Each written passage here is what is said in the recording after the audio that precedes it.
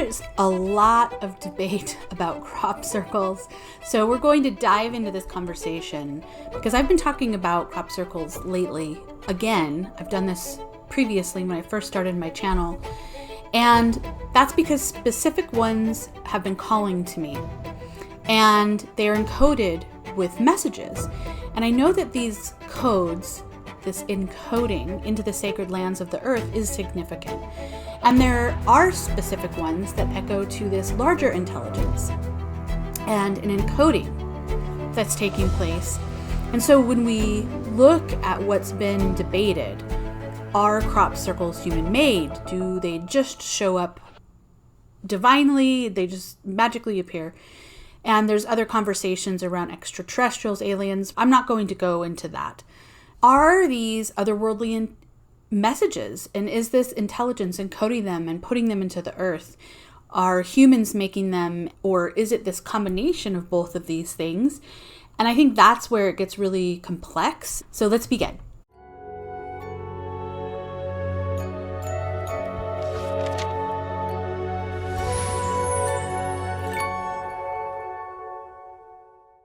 Okay, so crop circles, are they human-made? Are they otherworldly intelligence? Is it a combination of both of these things?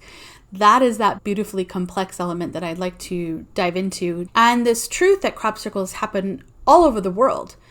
And there's a bulk of them that are in one area in the entire world. So that has huge significance. And so we're going to absolutely dive into that aspect. Now, we're also going to talk about the fact that there are hoaxes. There are ones that are used for advertising. And so there's this difference between ones that hold the higher intelligence and higher vibrational messages. And then there are hoaxes. And from my lens, this is, by exploring this, it's another way for us to explore our multidimensional experience that we're living in. And of course, being that there is so much debate about crop circles, figured let's just dive into this conversation, because these higher vibrational ones really speak very loudly and come through in magnificent ways. And so that means something. And here's something that I think will blow your mind, because it definitely blows mine. So the Physics World Journal is a great resource, and I'm linking it below. It goes into some of these insights about exploring these conversations that are happening around this topic. But Wikipedia notes that since 2001, there's been like 10,000 crop circles internationally.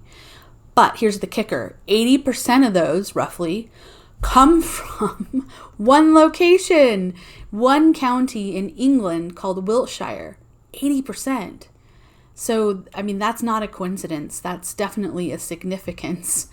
We're going to explore three things. We're going to talk about the differences between real crop circle and hoaxes. And then another aspect we're going to talk about is the location. Why is that location where most of them show up? Why is it so special? And then another layer that we're going to talk about, what does this tell us about how divine intelligence communicates with us? And if you haven't watched a video before, my name is Natalie Viglione. Thanks for watching. And if you are a subscriber, I just want to thank you so much for supporting. And I illuminate pathways to help those that are called to work with me to reclaim your creator-given birthright of clarity and vitality. So what does this have to do with crop circle mysteries? It is about an awakening magic ethos to see into all these possibilities, and for all of us coming together and remembering what magic really is. So let's start with these questions. Are crop circles human-made? Are they otherworldly intelligence? Or is it a combination of both those things? Let's uncover the hoaxes, for example, being done for advertising. And in 2015, actually, Pepsi did an advertising hoax stunt, and they had a logo imprinted into the grass. It was around Super Bowl time. And so they dropped the logo to make it look like it was a crop circle. So one thing that I haven't mentioned a lot before, but I left corporate life in 2016. So I had spent 17 years in sales and marketing. So this whole marketing thing, I've seen what companies do. They'll pay exorbitant amount of monies, ones like Pepsi, to do just about anything. So the truth is that there are hoaxes, but telling the difference, its location, they're going to be accessible. They want to do a PR stunt. Media has to get there, so the location really has to be accessible. But when we look at these other crop circles, like these higher energetically filled crop circles, I would say, encoding messages and vibrations, most of these are in locations and they're in fields, and there's a complexity to getting to these areas. And what I think is intriguing is that there's lots of humans that say they've made the crop circles. So we can't ignore that and just say it's nonsense, because what's happening and what's indicated is those that speak to that, they're also talking about the fact that they have very spiritual experiences. Matthew Williams is one of those crop circle makers that I've come across. And there's reports that with the making of the crop circles, there's very paranormal, for lack of a better word, experiences when creating those circles. Dreams, messages, the way the teams come together. They'll be going to a specific location where they think they're going to make it, and then all of a sudden things shift and change. Maybe a design changes and they'll have to go to another location. And when they encode the crop circle, they say it's because it's 100% in alignment with the specific location, and it makes total sense as to why it needed to be there. So it's those kinds of divine synchronicities that are happening.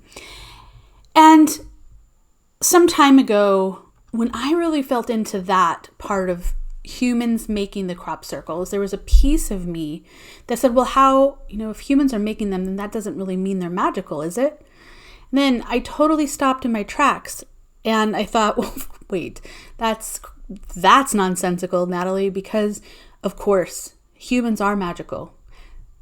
We are magic. So of course those are magical. It's tapping into the vibrations and the energies and the alignments around what's happening in a bigger picture and these crop circles. So this sort of brings us into our next bigger question is, why are they appearing in one location, like 80% of them in this one region, Wiltshire in England? This area in England has Stonehenge. It has Avebury Henge, which Avebury Henge is a huge megalithic stone design, if you will, and it's far larger than Stonehenge. And so we have some of the Earth's most sacred sites in this region too. So with 80% of the crop circles being in that said region, this deserves a lot of attention. And it turns out that I'm also very connected to Avebury Henge. It's called to me for years, and I've been writing about this and writing poetry. And in 2023, crop circles, and I actually have this video on this channel, which you can watch here. And I was just returning, and I was like on fire with information, with just all this that I had garnered from being there. But there's about a 10-minute block, which starts at about the 10 minute and 37 seconds if you want to watch it. But essentially, there were crop circles that led me on the path to be there in October 2023 on a very specific day. So that was really intriguing. And having that experience and this deeper experience with Avebury Henge, what I know is that it's very powerful there. And the reason that that is the case is because Albion is what that whole region used to be called. It encompasses, we can say UK areas now, we can say Scotland, Ireland, Belgium, France, Germany. It was a large region, and of course it wasn't chopped up. The ancient Albion is known, the etymology breaks down is to heart of the world. So we can say this is a heart of our living earth, consciousness of nature itself.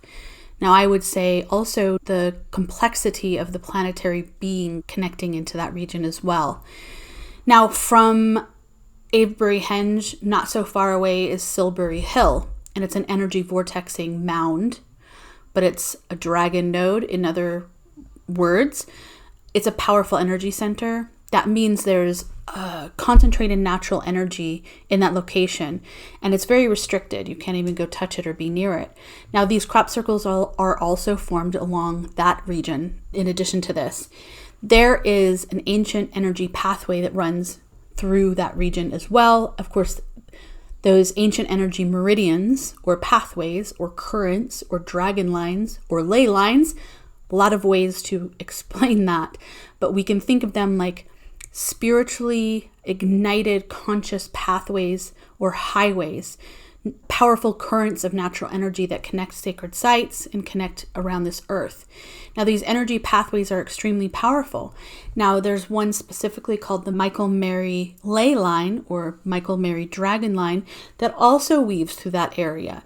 So the crop circles also appear from along that specific line.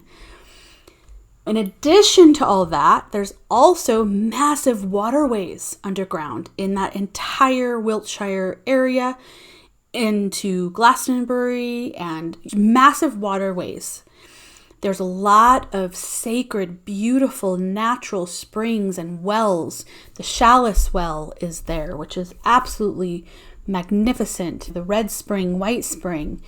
And what I think is really fascinating is, so that same exact region has something like 85% of the world's chalk streams located there. So here we are with that 80-ish percentile range. These chalk streams in that region are crystal clear, beautiful, sacred waters. This connects into how ancient culture is considered, and ancient cultures, meaning that Celtic Druid lineage in those lands, considered these waters so sacred. So water was seen as purification and spiritual clarity. All the wells were connecting into the earth as a living, breathing system. And you just feel the mother energy. You feel that flowing through you when you're at like the Chalice Well. So the interesting feature about these chalk streams being that they are crystal clear in ancient texts and such, the water in that region was known to bring spiritual clarity and divine wisdom. So there is so much mineral richness coursing through that area. That's why these sacred waters have always been considered so special, so sacred. And what we could say then is that water vibrates at specific frequencies. When that happens, it creates patterns. Kind of how music creates ripples in water. Cymatics is a way to express what that is. This is why that area is so magical. You have an ancient and mystical place that has always had magical patterns and messages encoded. It's like a perfect storm of sacred sites, ancient energy pathways, crystal clear waters, and thousands of years of spiritual significance, which builds a bigger picture. Here's the thing about divine intelligence, God's source, infinite creator. This is how that works, isn't it? Speaking through symbology, through writing, through encoded messages, building like this universal language that is outside and transcends this verbal way of direct communication. The symbology coming through in designs, art, poetry, this kind of symbology in these ways have been considered for thousands upon thousands of years to definitely transcend what we call typical communication. And so divine intelligence sharing information that comes through in this way, like art. So we could also say when we're guided, for example, to write poetry, or we just write something down and we're like, wow, that's amazing. I need to share this. It's a beautiful creation. I'm talking about the beautiful creations that do not do harm. It's these uplifting energy, these vibrations that you just feel them. It's spiritual resonance. Those are, to me, magic. Part of this mystery and magic of awakening magic is seeing all of these possibilities, remembering that when we are guided to write something, to draw something, this beautiful creation, and there's really no difference if we think about it from a context of a crop circle being made. It's the artist with the muse, right? They become overwhelmed, need to make this beautiful piece of art, that kind of feeling. From my lens, I would say that these are divine intelligences coming through and allowing very important, vital messages, some of them, again, not all of them, as we mentioned, to express and to be shared. Divine intelligence working through our cosmic or higher selves as related directly to God's source. God, again, always insert what resonates with your spirit. So in this whole crop circle situation, if we're talking about humans making them, these are the kinds of profound experiences that they're having. That is what's so interesting, to create these pieces of art or encoding those messages into the sacred lands themselves. So this is the magic of our multidimensional experience that we are living in. When we come in from this angle, we see it from this context, thinking about this multidimensional experience, having connections with divine intelligence. What we're doing then is we're creating symbiosis. We're really building a harmonic framework of bringing these beautiful messages through, whether it's through writing, crop circles, or what have you. And personally, I've felt much power and innate intelligence from some of these crop circles for many, many, many years, feeling really into those spiritual energies and visions before I even knew that they were created. Getting taken on like this hunt, this map to figure out, oh, here's what's being said here. And the interesting thing, again, is that when I was called into the region of Albion, that specific region was calling. And when we pay attention to these kinds of things, as it unfolds, what it does is it unlocks this beautiful new paradigm that we're walking into, where we have a much more close relationship with divine intelligence, with ourselves, with God, with all of these elements that bring us into our humanness, but knowing that yes, we are magic too. We cannot forget that.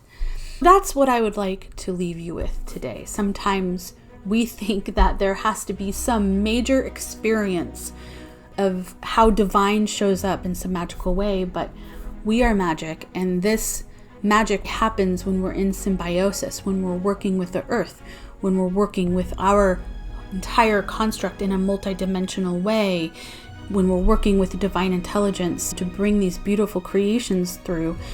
These crop circles, whether created by direct divine intervention or through humans guided by divine intelligence, they can be, some of them can be literal pathways or roadmaps for us. They're showing us that magic is absolutely real, and that includes the magic that flows through us directly. So if you're feeling called to explore more about this ancient wisdom, connecting further into bursting open your gifts, I'd love to connect with you, and I have some links below, and perhaps there's something there that is calling to you. Thank you so much for watching this, and let me know what you think about this topic by leaving a comment below.